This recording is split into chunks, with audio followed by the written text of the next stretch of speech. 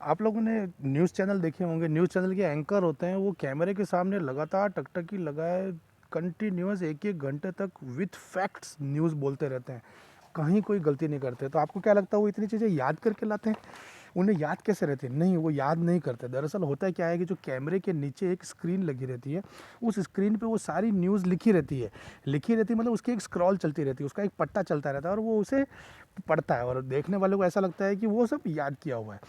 तो ये जो स्क्रीन लगी रहती है, इससे कहा जाता है टेलीप्रॉम्प्टर, इसे ही कहते हैं टेलीप्रॉम्प्टर।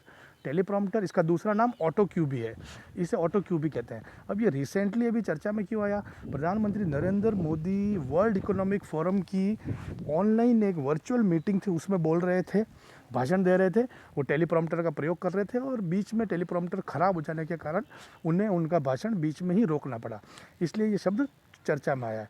तो आप समझ गए हैं टेलीप्रॉम्प्टर, ऑटो क्यू क्या होता है, ये कहाँ कहाँ काम आता है। एक उदाहरण हम देख चुके हैं टेलीविज़न रूम के अंदर, कॉरपोरेट कल्चर के अंदर यानी कंपनीज़ में कहाँ काम आता है।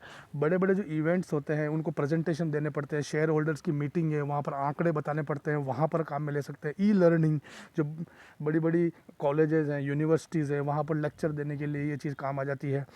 अब ये टेलीप्रॉम्प्टर का आविष्कार कब हुआ था? ये इसका आविष्कार तो 1950 में ही हो गया था। इसका पहला प्रयोग किसने किया था? पहली बार प्रयोग इसका किया था अमेरिकी राष्ट्रपति ड्वाइट डी आइजनहावर ने 1954 में इसका प्रयोग किया था पहली बार। उसके बाद से सभी अमेरिकी राष्ट्रपति इसका प्रयोग करते आ रहे हैं।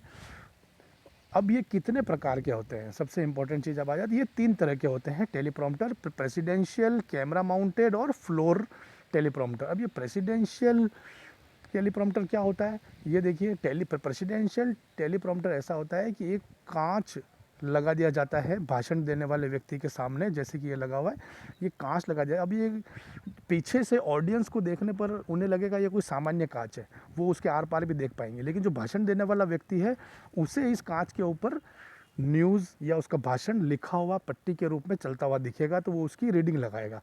ऑडियंस को ऐसा लगेगा जैसे वो बिना देखे अपने मन से बोल रहा है। अभी इसके अंदर और भाषण देने में क्या करते हैं, वो दोनों तरफ लगा देते हैं, भाषण देने वाले के राइट में भी और लेफ्ट में भी, इन दोनों के ऊपर सेम भाषण की पट्टी चलती रहती है, तो भाषण देने वाला अपनी गर्दन इधर उधर से घुमाकर भी बोल सकता है।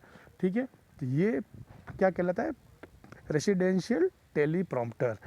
ठीक है, दूसरे तरीका के क्या होता है? Camera mounted teleprompter.